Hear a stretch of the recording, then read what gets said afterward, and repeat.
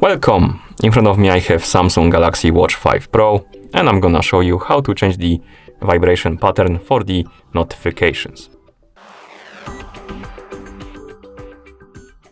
First, we need to wake up the screen on our watch, and you can do it by pressing the home button.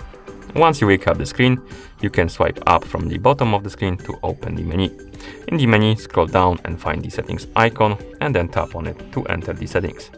In settings, find the option called Sounds and Vibration and tap on it, and here find the option called Call Vibration and Notification Vibration.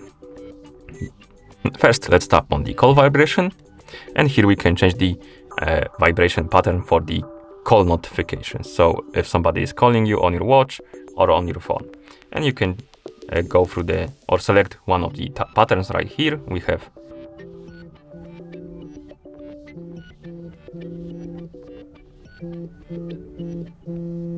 different patterns basically.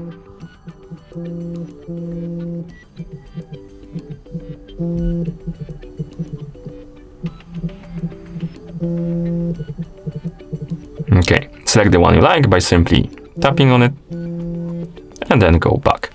And that's for calls. Next, we can change the vibration pattern for the notifications like apps and stuff like that.